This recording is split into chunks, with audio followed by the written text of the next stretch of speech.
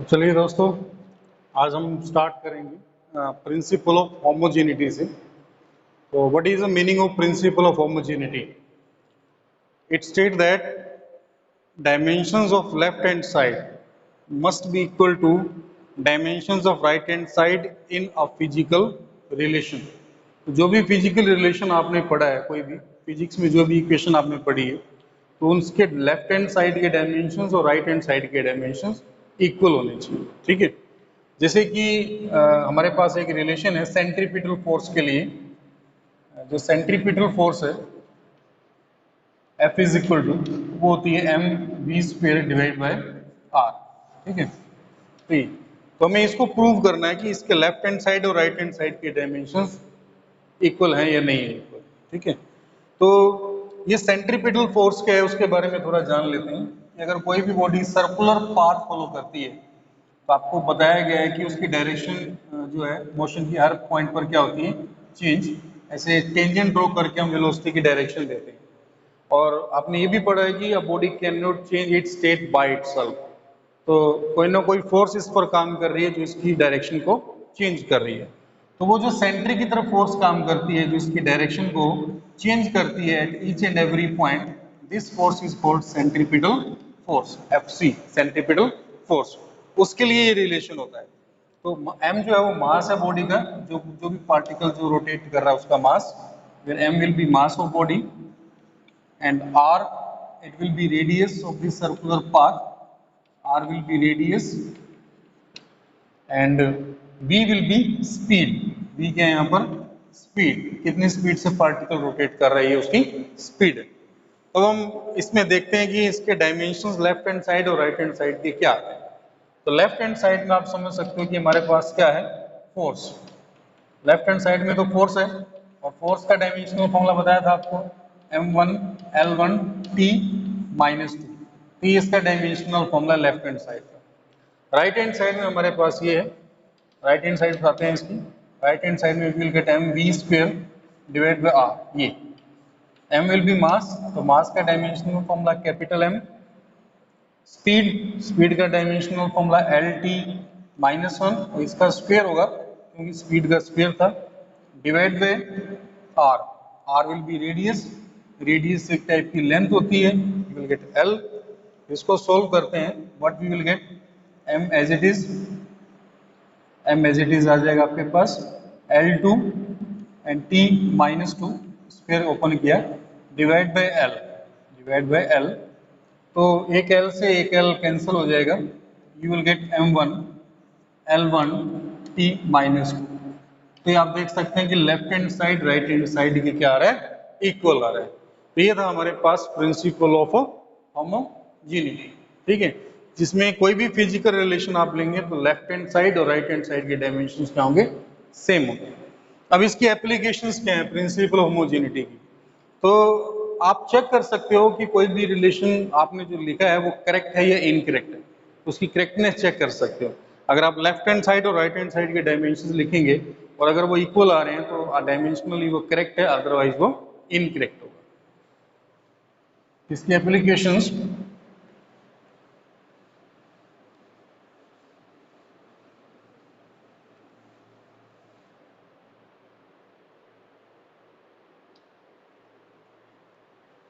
Applications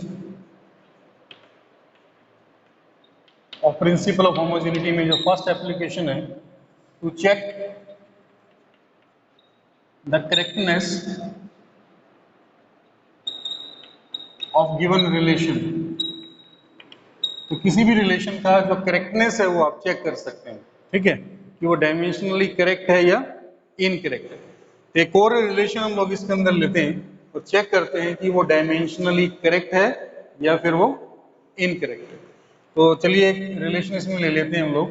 आपने 9th class में पढ़ा है कि जो फाइनल वेलोसिटी है v इज इक्वल टू वो initial velocity and plus acceleration into time के इक्वल होती है। v यहाँ पर फाइनल वेलोसिटी है, u initial velocity, a acceleration, t time. यहाँ लेफ्ट हैंड साइड में हमारे पास क्या आएगा, लेफ्ट हैंड साइड में वेलोसिटी है, तो वेलोसिटी का डायमेंशनल फॉर्मूला क्या होता है, m0 l1 and t minus one. ये हो जाएगा आपके पास। राइट हैंड साइड में क्या है हमारे पास, u प्लस ए टी, इसका लिखते हैं u इनिशियल वेलोसिटी है। वेलोसिटी चाहे फाइनल हो चाहे इनिशियल हो, वेलोसिटी वेलोसिटी होती है, तो डायमेंशनल फॉर्मूला सेम होगा। तो u का और v का, that is m0 l1 t minus one, velocity हो गया, प्लस एक्सेलेरेशन, एक्सेलेरेशन होता है m0 l1 t minus to, lt minus two, and साथ में t है तो t आ जाएगा इस टाइप से। इसको सोल्व करते हैं, you will gate m0 l1 t minus one plus इधर आ गया आपके पास m0 l1, इधर t की पावर 1 है, ये t की पावर माइनस टू है, you will gate lt minus one. अब आपने क्या करना है, ये देखिए ये और ये दोनों इक्वल सेम है, m0 m0 l1 t minus one l1 t minus one, तो इनको ऐड करके 2 नहीं लिखना आपने, या यहाँ माइनस का साइन हो तो इनको कैंसिल करके 0 नहीं लिखना आपने, ये यूनिट्स हैं, डायमेंशन है, तो इन दोनों में से आपने एक उतारना है यहाँ पे, अगर दोनों इक्वल हैं, that is m0 l1 t minus one. आप देख सकते हैं कि लेफ्ट हैंड साइड और राइट हैंड साइड ये दोनों क्या आ रहे हैं, इक्वल आ रहे हैं, तो डायमेंशनली ये फॉर्मूला क्या है, करेक्ट है। अब आपको यहाँ पर अभी भी कंफ्यूजन हो सकती है कि प्लस है तो यहाँ ऐड क्यों नहीं किया, हमने इसको 2 करके क्यों नहीं लिखा। जैसे इसको ऐसे समझ सकते हो आप, जैसे ये आपके पास वायर है, इसकी लेंथ 8 मीटर है, इस वायर की लेंथ मान लीजिए कि 14 मीटर है, ठीक है। आपने इन दोनों को कंबाइन कर दिया, दोनों लेंथ्स को, तो कंबाइन लेंथ कितनी हो गई आपके पास, कंबाइन होगी 8 meter plus 14 meter, that is आप लिखेंगे 22 मीटर, ऐसा ही लिखेंगे ना, 22 मीटर। तो 8 प्लस 14 को 22 किया, m प्लस m को 2m तो नहीं लिखेंगे ना हम लोग, तो उसी टाइप से ये डायमेंशंस है, इसलिए इन दोनों में से एक उतारना है, चाहे प्लस का साइन हो चाहे माइनस का साइन हो, उसका फर्क नहीं पड़ता है। यानी कि अगर मैं यहाँ पे माइनस भी लगा दूं तो आप भी यहाँ पे माइनस लिखेंगे, यहाँ भी माइनस आएगा, फिर प्लस हो चाहे माइनस हो, ये और ये अगर सेम है तो एक ही उतारना है आपने यहाँ पे, तो ये तो फिर भी करेक्ट हो रहा है, यस ये फिर भी करेक्ट होगा। तो डायमेंशनली ये फॉर्मूला भी करेक्ट है, v is equal to u minus a t, is that clear और नॉट, लेकिन फिजिकली ये करेक्ट नहीं, ये एक लिमिटेशन है डायमेंशनल एनालिसिस की, कि प्लस और माइनस साइन क्या आएगा वो नहीं बता पाएगा, तो प्लस हो चाहे माइनस हो दोनों तरफ अगर सेम आ रहा है तो आपने एक ही उतारना उसमें से, इसको आपने याद रखना, ठीक है। फिर इसके बाद एक और क्वेश्चन ले लेते हैं हम लोग यहाँ पे, करेक्टनेस चेक करने के लिए एक और एग्जांपल देख लेते हैं। सेकंड एग्जांपल देखिए आप इसमें, जो कैपिलरी राइज है उसके लिए एक फॉर्मूला है हमारे पास, capillary rise in a tube H is equal to 2 t cos theta divided by R and D into G, ठीक है। ये फॉर्मूला आप आगे चल के पढ़ोगे, इसकी करेक्टनेस चेक करते हैं। तो यहाँ पे पहले थोड़ा फॉर्मूले के बारे में पढ़ लीजिए कि अगर आपके पास कोई भी पतली सी कैपिलरी ट्यूब है, उसको अगर हम पानी में डिप करते हैं, वाटर में, किसी भी लिक्विड में, तो वाटर राइज करता है, वाटर लेवल अपने आप h हाइट तक, तो ये उसके लिए ये फॉर्मूला है। h यहाँ पर क्या है, हाइट, हाइट जिस हाइट तक ये लिक्विड राइज करेगा। t क्या है, t will be surface tension, T will be surface tension। surface tension numerically किसके इक्वल होती है, फोर्स बाय लेंथ, इसको याद रख लेना, ठीक है। थीटा एंगल है इसमें, एज यू नो दैट, और एंगल जो होता है वो length of arc divide by radius होता है, तो वो डायमेंशनलेस है, इसलिए cos थीटा भी डायमेंशनलेस होगा। r रेडियस हो गया ट्यूब का, d डेंसिटी है, लिक्विड की डेंसिटी, डेंसिटी होती है मास अपॉन में वॉल्यूम, मास बाय वॉल्यूम, और g will be acceleration due to gravity. ये एक्सेलरेशन है, ग्रेविटी की वजह से हो चाहे किसी की भी वजह से हो, तो एक्सेलरेशन का डायमेंशनल फॉर्मूला होगा। यहाँ लेफ्ट हैंड साइड में क्या है हमारे पास, लेफ्ट हैंड साइड में हाइट है h, तो हाइट का लेंथ की इक्वली होती है, तो you will gate m0 l1 t0, तो ये डायमेंशनल फॉर्मूला आ जाएगा h के लिए, ठीक है। राइट हैंड साइड में क्या होगा हमारे पास, राइट हैंड साइड में 2t cos theta divide by r d g, ये हमारे पास 2 क्या है, 2 एक नेचुरल नंबर है, ये डायमेंशन लेस होते हैं, 1 2 3 4 5 6 7 कोई भी नेचुरल नंबर है, all these are dimensionless constant, इनके कोई डायमेंशंस नहीं होते हैं। तो 2 डायमेंशन लेस है, कोई भी न्यूमेरिकल फैक्टर किसी रिलेशन में आता है वो डायमेंशन लेस होता है। टी सरफेस टेंशन है, सरफेस टेंशन क्या होती है, फोर्स बाय लेंथ। तो फोर्स बाय लेंथ से अगर आप डायमेंशनल फॉर्मूला बनाओगे तो you will get m1 L0 T-2, ठीक है, ये सरफेस टेंशन का हो गया। थीटा डायमेंशन लेस है इसलिए कोस थीटा भी डायमेंशन लेस होगा। नीचे आ गया रेडियस, रेडियस के लिए L, D will be density, density होता है मास बाय वॉल्यूम, तो मास बाय वॉल्यूम का बन जाएगा इसमें m L-3, m1 L-3 and acceleration due to gravity का LT-2, इसको आपने सोल्व करना है। Then what will you get, एक m से ये m कैंसिल हो जाएगा आपका, ये L स्क्वायर है, ये L स्क्वायर, तो L स्क्वायर से ये L-3 जो है ये कैंसिल हो जाएगा, तो यू विल गेट L-1, उसको ऊपर लेके जाएंगे you will get L, L ऊपर चला जाएगा आपका, ये भी कैंसिल हो गया आपका। और आपके पास T-2 है, तो T-2 से T-2 भी कैंसिल, तो you will get only L, L1, ये बचा सिर्फ आपके पास। इसको सोल्व करके राइट हैंड साइड को आपके पास सिंपली क्या आया है L, ठीक है, लेफ्ट हैंड साइड में भी L था, यहाँ पे क्या आ रहा है आपके पास L, ये राइट हैंड साइड को सोल्व करके you will get only M0 L1 T0, इस टाइप से ये फॉर्मूला क्या है करेक्ट है। तो आप किसी भी रिलेशन की करेक्टनेस चेक कर सकते हो लेफ्ट हैंड साइड और राइट हैंड साइड के डायमेंशंस पुट करके। फिर एक और इसकी एप्लीकेशन है प्रिंसिपल ऑफ होमोजेनिटी की, जो सेकंड एप्लीकेशन है वो क्या है, हम किसी भी रिलेशन के अंदर किसी क्वांटिटी के डायमेंशंस, किसी कांस्टेंट के डायमेंशन जो फाइंड आउट कर सकते हैं। फॉर एग्जांपल जो एनर्जी है, ये जो प्रेशर है P plus A by v square V minus B is equal to RT, ये एक important real gas equation. P stands for pressure of gas, V stands for volume, R gas constant और T यहाँ पर temperature, T will be temperature, ठीक है जी। तो ये A और B, ये A और ये B, ये हमारे पास कांस्टेंट्स हैं, इनके डायमेंशंस फाइंड आउट करने हैं। Find dimensions of A and B, ठीक है, ये कैसे फाइंड आउट करें? It is based upon the fact that only similar quantities can be added. हम प्रेशर में प्रेशर को ही ऐड कर सकते हैं, प्रेशर में प्रेशर को ही सब्ट्रैक्ट कर सकते हैं, प्रेशर के इक्वल प्रेशर को ही रख सकते हैं। तो उस फैक्ट के ऊपर ये बेस्ड है, हम यहाँ से हम डायमेंशंस किसी के भी बना सकते हैं।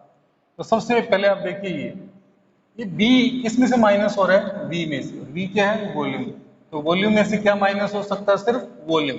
तो B is equal to some volume, B भी किसी वॉल्यूम के ही इक्वल है, इसलिए जो B के डायमेंशंस और वॉल्यूम के डायमेंशन सेम होंगे, that is M0 L cube T0। ये आपने वॉल्यूम B के डायमेंशंस बता दिए। अब हम बात करते हैं A की, तो A किस में ऐड हो रहा है, प्रेशर में। नो, A प्रेशर में ऐड नहीं हो रहा, बल्कि A बाई वी स्क्वायर, ये पूरा ये प्रेशर में ऐड हो रहा है। तो A by v square is equal to some pressure, ठीक है। तो यहां से आप A कैलकुलेट करोगे तो this implies A is equal to pressure multiply by volume square.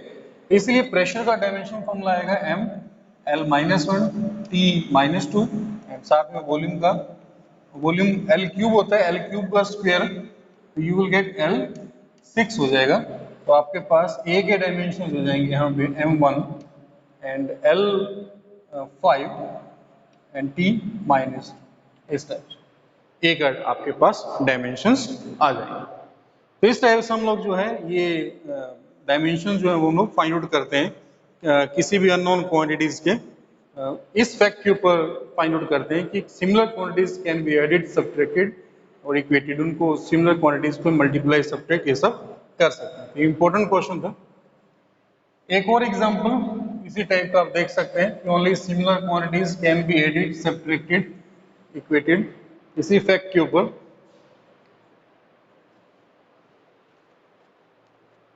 only similar quantities can be added, subtracted, etc. ठीक है, सिमिलर क्वांटिटीज पे आप ऐड कर सकते हैं, सब्ट्रैक्ट कर सकते हैं। जैसे लेंथ में लेंथ को ही ऐड कर सकते हैं, सब्ट्रैक्ट कर सकते हैं। जैसे अभी पीछे वाला क्वेश्चन हमने सॉल्व किया, मान लीजिए कि ये एनर्जी है हमारे पास, and energy is equal to something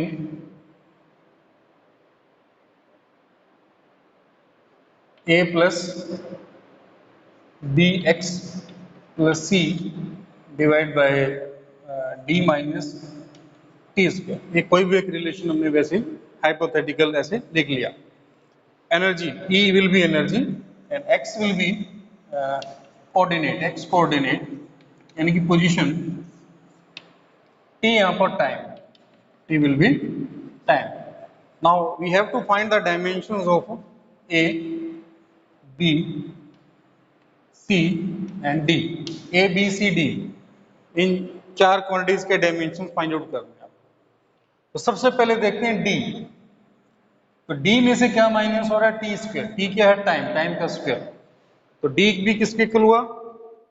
time के, नो टाइम के स्क्वायर के, टाइम के स्क्वायर जो है इसमें से माइनस हो रहा है। तो D must be equal to time का स्क्वायर। तो इसलिए D के जो डायमेंशनल फॉर्मूला वो क्या हो जाएगा? m0 l0 t2। ये फर्स्ट आपके पास आंसर आ जाएगा D के। इज दैट क्लियर हो गया? फिर हम देखते हैं A। तो A को किसके इक्वल रखा हमने? एनर्जी के। A is equated to energy. तो एनर्जी को एनर्जी के इक्वल ही पुट कर सकते हैं हम लोग। A must be equal to energy. A और एनर्जी के डायमेंशनल फॉर्मूला सेम होगा, that is m0 m1 l2 t minus 2। तो ये आपको A का मिल गया। ठीक है, अब A में क्या ऐड हो रहा है? bx।